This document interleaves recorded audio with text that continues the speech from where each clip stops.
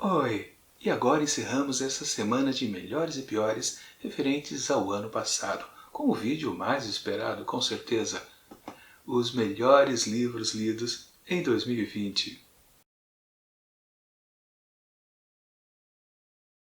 Bom, antes de começar, deixa eu fazer o retrospecto então aqui dessa semana de melhores e piores. Na segunda-feira eu lancei o vídeo dos piores contos que eu li lá do ano passado. Depois, na terça, foi o vídeo dos melhores contos lidos em 2020. Ontem eu fiz os piores livros que eu li em 2020 e hoje os melhores. Pois é, fechamos toda essa sequência e também ficam algumas dúvidas. Mas espera aí, você costuma fazer outro tipo de vídeo, como as melhores capas de livros, da tag experiências literárias? Bom, esse tipo de vídeo também, a sequência de melhores e piores, vai ficar para abril. Pois é, porque é tradição. Em abril eu lanço esses vídeos porque senão eu também vou começar todo ano fazendo só melhores e piores e nunca começo o ano de fato. Portanto, a gente fecha por aqui com essa sequência e vamos começar esse ano novo cheio de novidades. Falando em novidades, lá em 2020 eu já comecei com uma certa mudança. Aliás, antes de falar do quinto colocado, deixa eu falar o universo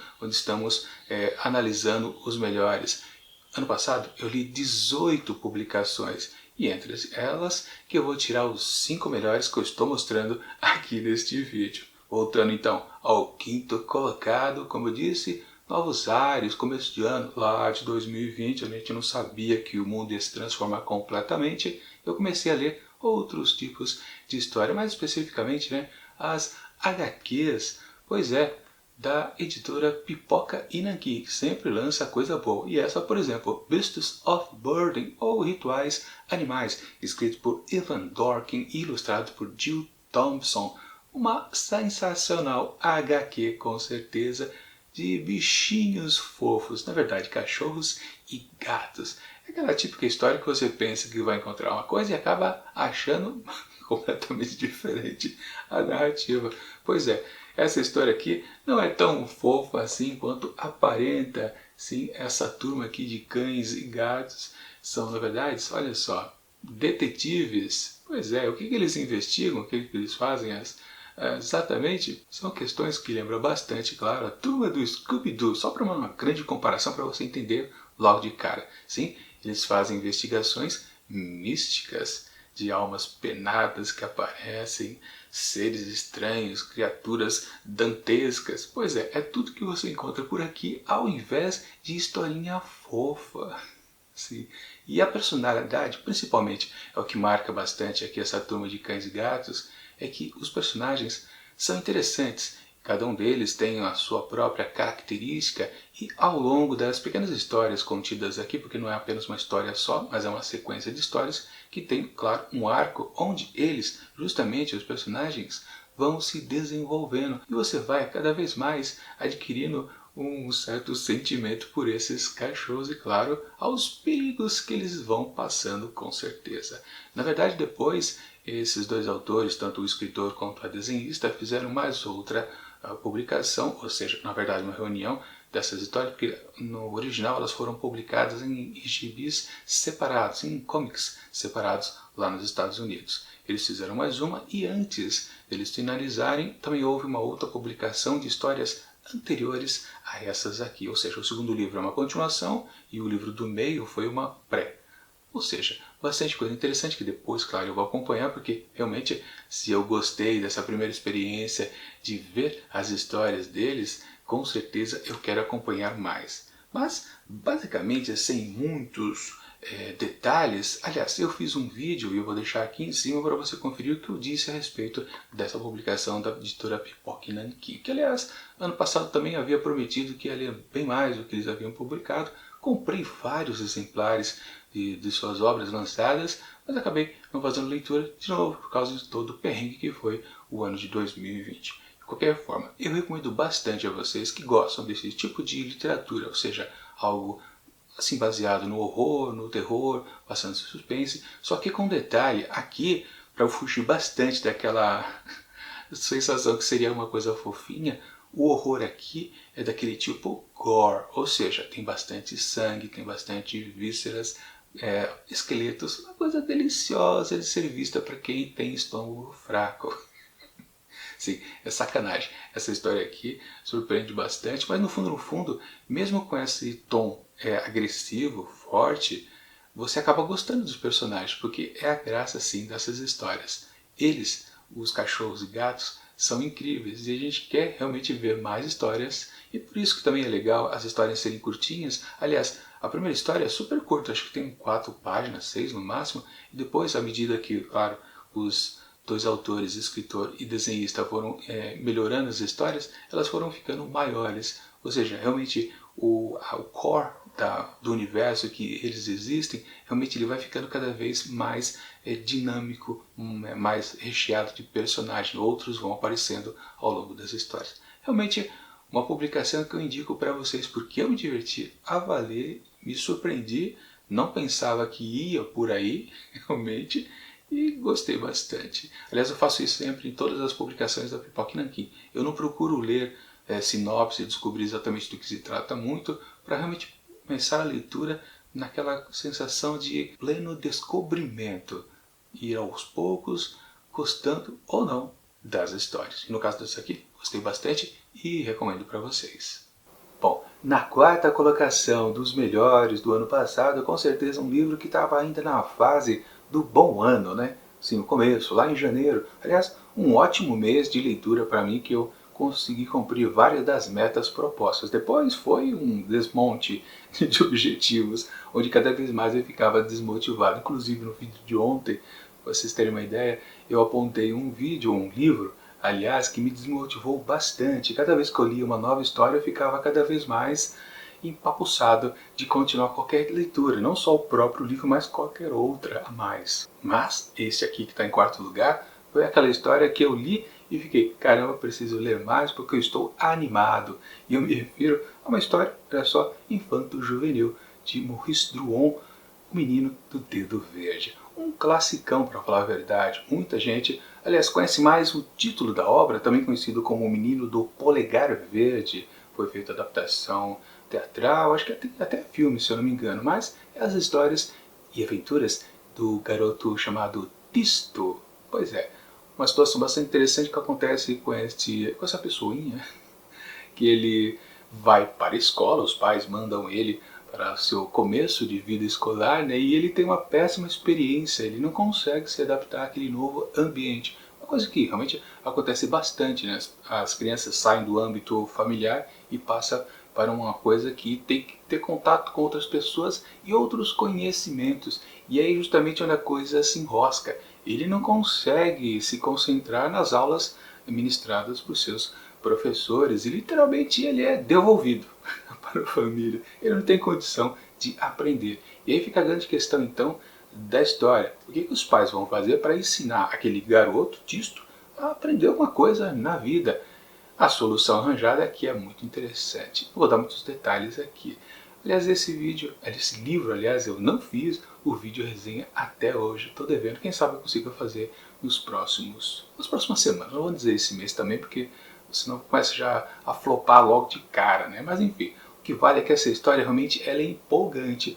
Cada vez mais ela vai se tornando mais fantasiosa, o que é uma coisa interessante logo de cara, porque todo o contexto inicial é algo, como eu disse, que a gente consegue encontrar em qualquer lugar. A gente conhece pessoas que realmente foram para a escola quando eram pequenos e travaram literalmente e não evoluíram de maneira alguma. Mas, obviamente, a parte fantasiosa, ela conduz, no fundo, o que também é o lado bom desse texto, a algo que é mais realista ainda, ou talvez um objetivo fantasioso de uma realidade onde se vive.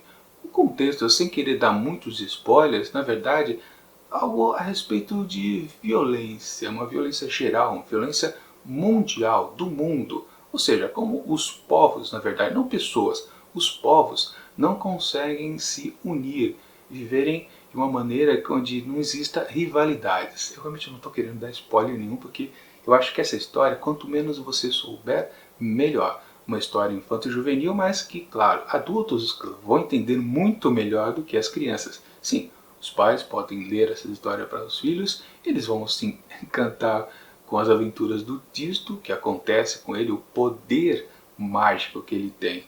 Isso é muito interessante, toda criança vai curtir, mesmo as pequenas, os maiores que podem ler por conta própria também vão gostar, mas o texto no fundo fala aos adultos, o que é bastante interessante. Na verdade eu gosto dessas histórias infanto-juvenis, que na verdade o público-alvo não é lá o garotinho, a menininha, não. É o pai, é a mãe, que tem que ensinar ao filho alguma jossa que preste. Então, por isso que esse livro aqui se tornou um grande de um clássico e, portanto, eu recomendo para vocês, com certeza, esta aventura aqui sensacional, a mágica história de Tisto, garoto com o raro poder de semear o bem por onde passa. É isso mesmo, recomendo bastante. O Menino do Dedo Verde, de Maurice Duron, quarto colocado aqui entre os melhores que eu li lá em 2020. Bom, antes de mostrar para vocês o terceiro livro que eu mais curti ler lá no ano anterior, deixa eu dar um aviso de jabá, tipo jabá, para todas as publicações que eu estou mostrando por aqui. Eu vou deixar na descrição do vídeo links da Amazon para você poder adquiri-los. Naquele esquema, se você faz uso desse link que eu deixo aqui na hora, exatamente que você vai efetivar a compra, ou seja, vai para utilizando o link, eu acabo ganhando aquela comissãozinha de vendedor, e a forma então que vocês têm, que curtem canais de literatura, nos ajudar, esses booktubers aqui. Pois é. E um detalhe curioso, exatamente esse livro que eu vou mostrar aqui em terceiro lugar, não dá para comprar pela Amazon, porque por enquanto ele é exclusivo do clube de assinatura de Caixas Mistério, tag Experiências Literárias, tag Inéditos. Mas na descrição do vídeo também tem um link para você ir para o site da tag Experiências Literárias e também poder adquirir este livro aqui. Fim do jabá, vamos a ele! Se antes eu falei sobre uma história que parecia fofinha, mas era macabra, e depois uma história que parecia também fofa, mas era mais para os adultos, temos aqui então histórias para adultos e macabras. Carrossel Sombrio e Outras Histórias, de Joy Hill. Pois é, sensacional esse livro aqui que eu li lá no passado, no mês do terror. Foi o livro dedicado a ser destrinchado, também uma coletânea de contos, 13 histórias, um número também místico. Pois é, boas histórias, para falar a verdade. Uma ou outra, claro, eu não gostei muito, mas tem várias que eu gostei bastante. A pegada narrativa do Joe Hill é interessante, e sim, ele tem um estilo que se repete bastante durante todos os seus textos, dá para você perceber, ele vai fazer assim e ele faz. Não tem problema, isso acontece com muitos escritores, para falar a verdade. Mas de qualquer forma, ele tem boas ideias e ele sabe desenvolver de maneira bastante interessante a maioria delas. Claro, como eu disse, uma ou outra a gente acaba não gostando, mas outras a gente acha sensacional. Sim, Joe Hill tem uma pegada também muito politizada, muito ideológica, e ele é do tipo de autor que coloca isso nos seus textos. Dá para perceber que em determinadas histórias ele está vendendo uma maneira que o seu leitor deve pensar. Em outras, ele deixa uma coisa um pouco mais aberta e você realmente não sabe exatamente se a gente deve bandear para um lado ou deve bandear para o outro. E é o que eu prefiro, autores que façam isso. Apenas expõem os dois lados de uma certa questão, principalmente política ou ideológica, e deixa que o leitor tome a sua decisão. Quando ele não faz exatamente a posicionamento mais fixo, eu gosto mais, né? Quando ele deixa bem claro que as pessoas devem pensar de tal maneira que, coincidentemente, é a maneira dele, aí eu não curto muito. De qualquer forma, sim, uma outra história isso acaba atrapalhando. Em outras você releva, porque é tão óbvio, tão... E esse é o problema também. Esse tipo de comportamento de autores às vezes estraga a experiência de leitura. Portanto, tem história boa por causa disso, ou por causa não disso, e também por causa simplesmente das narrativas, que sempre são bastante interessantes também, instigantes. Tem bastante tom de mistério aqui, muito suspense, tem horror, tem terror, tem um certo exagero de violência, em alguns momentos sim, mas não muito. Eu até achava que ia ter mais, porque a gente precisa fazer uma comparação, né? Joe Hill é filho de Stephen King. Quem já leu alguma coisa, ouviu adaptações cinematográficas das obras de Stephen King, já tem uma certa noção do que vai encontrar. Sim, o filho segue bastante ao pai, mas também ele tem o seu próprio estilo, com certeza. E o jeito que ele narra a história eu gostei bastante e fiquei muito interessado em ler mais coisas dele. Embora aqui no Brasil não tenha muitas outras traduções, por isso que inclusive que por enquanto esse livro está exclusivo do clube de assinatura. Por enquanto não foi ainda para as livrarias normais. E quando for, eu acho que não vai mais ser com esta bonita capa aqui, que foi feita exclusivamente para a edição da Tag Inertos. Vale realmente a pena esse livro. Procura lá no link, entrar no site e talvez você agrade e se inscreva nesse clube de assinatura. Vale a pena mesmo, porque principalmente nesta publicação tem muita história interessante, por isso que eu deixei em terceiro lugar do ano passado. Bom, o vice-campeão está na seara dos clássicos. E vamos logo direto ao assunto, sem muita enrolação. Machado de Assis. Só que temos aqui então um livro de contos, não é um romance. Sim, mais uma seleção de pequenas histórias machadianas. No caso aqui, não é realmente um livro dele, foi alguém que, eu nunca lembro quem foi que fez a organização aqui do livro, mas selecionou apenas histórias do universo de personas femininas. Por isso que o nome do livro é Mulheres de Machado. Sim, pincelado de maneira bem cuidadosa várias figuras femininas machadianas que têm ou produzem contextos narrativos muito interessantes e sensacionais às vezes. Pois é, temos aqui uma seleção fechada, sempre das... Aliás, o melhor perfil que Machado criou foi exatamente das suas mulheres, né? Temos aquelas grandes figuras, a principal, claro, é Capitu, não tem como a gente dizer outra, a gente pode apontar, tipo Yaya Garcia, Olivia, mas com certeza a Capitu, inclusive, é conhecida do grande público, né? Essa persona enigmática e ninguém sabe o que passa na cabeça dela. Pois é, exatamente isso que a gente encontra bastante aqui nessas histórias dessa coletânea, dessa seleção mesmo de mulheres de Machado. Uma história mais interessante que a outra, claro, uma ou outra eu posso também não ter gostado muito, porque é muito comum em coletânea de contos, você acha alguns bons, outros mais ou menos, e fica por isso mesmo. Você acaba esquecendo as histórias mais fracas e lembra mais das boas e grandes histórias. E aqui nesse livro existem várias. Mesmo que, até curioso esse livro, que embora seja uma seleção para valorizar a persona feminina, acho que em 2 ou até 3 histórias o foco está no homem. Isso é muito curioso, até um estranhamento, né? Você começa a acompanhar a narrativa e fala, mas peraí, onde é que vai aparecer direito aqui a mulher na história? Está focando no marido, ou no irmão, algo assim, por exemplo, ou pretendentes, né? Tem muito disso aqui nesta coletânea. Pessoas, homens, né, que estão interessados em mulheres maravilhosas, enigmáticas, e a gente só acompanha então o que ele pensa, não tanto a moçoila da vez. Mas de qualquer forma, mesmo nessas histórias que o foco está no homem, o universo em si da história ronda aquela misteriosidade, caramba, existe essa palavra? Da mulher, né? Ou seja, por que aquele comportamento dela? Principalmente naquelas histórias, e se eu não me engano, acho que há 2 ou 3 onde homens até batem uma aposta, tipo, vou conquistar essa mulher. Não, quem vai sou eu. E por aí que vai. É interessante também perceber como o Machado ele revisitou muitas vezes um mesmo tema, bem fechado. Praticamente a mesma coisa, só que ele desdobra de maneira diferenciada e termina também de uma maneira contrária às vezes ao que ele tinha apresentado na história anterior. É um autor que, mesmo se repetindo tematicamente ou em contexto de base de história, ele consegue fazer uma variação, porque sempre o que importa ao Machado no fundo não é a peripécia em si da sua narrativa, mas o comportamento dos seus personagens. E aqui, nessa coletânea Mulheres de Machado, é o que a gente mais encontra. A reação de cada um deles para o contexto onde eles estão inseridos, ou até reação ao mundinho cotidiano, né? Sempre lembrando, uma coisa que eu gosto sempre de frisar, né?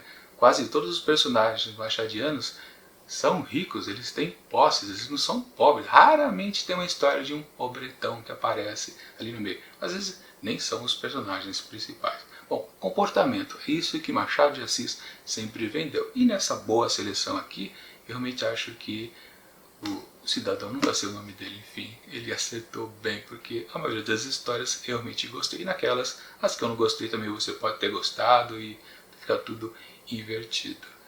Uma boa seleção que eu recomendo bastante. Aliás, se eu não me engano, não está apontada aqui ao final de cada um dos capítulos, de cada uma das pequenas histórias, de onde que saiu, ou seja, em qual livro foi publicado, ou se foi publicado, por exemplo, em jornal, alguma coisa mais específica. No máximo se coloca aqui a data original de publicação, mas onde que foi mesmo, não se sabe. Um pequeno defeitinho aqui dessa obra, mas eu recomendo bastante. Mulheres de Machado, da editora SESI São Paulo, editora. Claro, tá ali o link na descrição caso você fique super interessado. É só para saber, né? Machado escreveu para lá de 200 contos. Essa seleção aqui já vale conhecer o autor com certeza. E agora o grande campeão, o livro que eu mais curti ter lido no ano passado. Mais uma coletânea de contos e também de um autor consagrado. Só que ele é mais conhecido por uma vertente da sua literatura, não tanto pela outra. E é exatamente esse outro lado, não muito conhecido de todos, que vem esta coletânea de contos. Que, aliás, o próprio nome da publicação já vem de todo o peixe. Negrinha, de Monteiro Lobato. Negrinha, o grande conto, a grande pequena história escrita por esse autor nacional sensacional. É a primeira aqui dessa publicação, seguida de várias outras muito interessantes. Eu confesso uma coisa para vocês, elejo esse livro como o melhor lido no ano passado, mas ele, de modo geral, no seu conjunto de todas as histórias, ele é um pouquinho inferior a outro livro também do Monteiro Lobato, que é Urupês. Esse sim, que é de cair o queixo, histórias uma atrás da outra, sensacionais. Aqui, ainda fica devendo aqui a colar, mas ele perde por pouco, na verdade, Negrinha para Urupês. Com certeza, Negrinha é uma história sensacional. Só essa história já vale a publicação, mas tem outras também muito interessantes. E vamos falar um pouquinho daquele tema super importante, que é dito sobre o autor, ele era preconceituoso. Temos exatamente aqui neste livro 2 ou 3 histórias onde exatamente você pode entender que ele não tinha nada contra. Pois é a questão de ler um pouquinho com mais cuidado, entender exatamente o que a pessoa quer passar com a sua narrativa, a pessoa no caso, Monteiro Lobato. E aqui você compreende que não, ele não tinha preconceitos. Ele era um cara talvez exigente demais para com o povo brasileiro. E aí isso engloba qualquer um que estivesse ali dentro do Brasil, lá naquela sua época de existência. Aliás, falando em época de existência, esse livro aqui também merece ser apontado como o melhor lido no ano passado, porque ele está fez, aliás, no ano de 2020, 100 anos de publicação pela primeira vez. Pois é, ele foi publicado em 1920.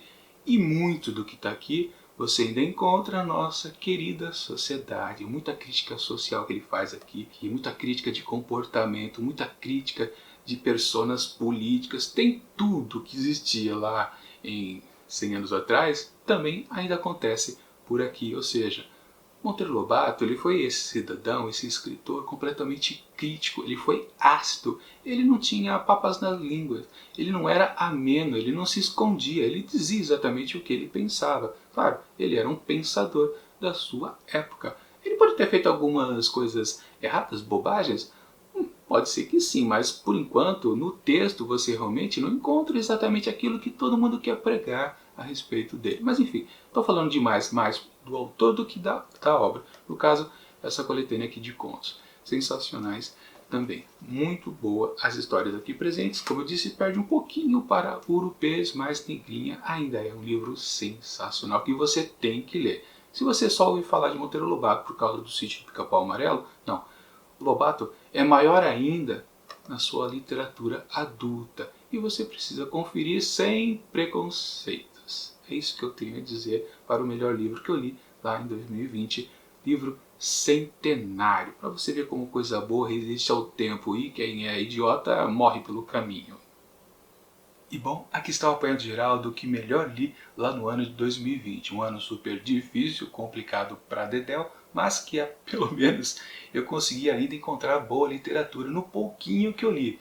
Se eu li apenas 18 livros, ou seja, eu estou segurando os 5 aqui, os demais ficaram ainda no mais ou menos, ou um pouquinho pior, mas de qualquer forma, ainda é possível encontrar boa literatura se você garimpar também, né? Não ficar apenas na expectativa que vai cair do céu alguma grande obra assim, principalmente por indicações não muito precisas de muitas pessoas, né? Sim, boas literaturas existem, a gente não pode ficar sempre no chavão, ficar naqueles livros populares que realmente às vezes não chegam a lugar nenhum, só vendem discurso barato, vão ser esquecidos brevemente, aquelas coisas, né? Aqui temos clássicos, né? Temos clássicos franceses, nacionais, 2 nacionais aqui. Tem um pouco de contemporâneo, que são exatamente a história, quadrinhos dos animais, ou então o livro de terror horror Joe Hill, que é mais popular, mas mesmo assim ainda tem qualidade. Questão, como eu disse, de procurar. E eu espero que sejam boas indicações para vocês desses melhores livros que eu li lá em 2020. Com certeza me diverti com esse pouco que eu li lá no ano passado. De qualquer forma, espero que aqui em 2021 eu consiga ler mais e mais melhores livros, também bastante clássicos, e conhecer, claro, alguns autores não muito novatos. Eu prefiro que eles fiquem um pouquinho mais velhos, depois eu vou conhecer a sua literatura, né? Literalmente ela pode evaporar pelo meio do caminho. Enfim, o que vale, a partir de semana que vem eu começo a apresentar para vocês as minhas listas de leitura para esse ano aqui de 2020. 3 listas principais de leitura. Pois é, vamos ver se aqui em 2021 eu consigo cumprir tudo e não vou flopar muito. Flopar eu sempre vou, né? Mas, de qualquer forma, na terça-feira então começa com a primeira grande lista. 12 livros para ler em 2021. Depois, na quarta e na quinta, mais 2 outras listas super importantes. Uma bem específica aqui do canal e uma mais geral do YouTube, que todo mundo gosta de ser desafiado. Já é um bom do spoiler. Aviso também que na próxima segunda-feira começa aquela sessão de vídeos que sempre é às segundas-feiras. Os book haul, os livros que vão chegando aqui, as primeiras compras do ano. Também um vídeo bastante divertido de ser acompanhado. De qualquer forma, para fechar aqui essa sessão então de melhores e piores do ano passado, no começo aqui de 2021, eu deixo aqui do lado a retrospectiva do ano que passou e também a perspectiva para o que vai acontecer em todos os próximos 12 meses aqui no Montado de Livros. E tchau!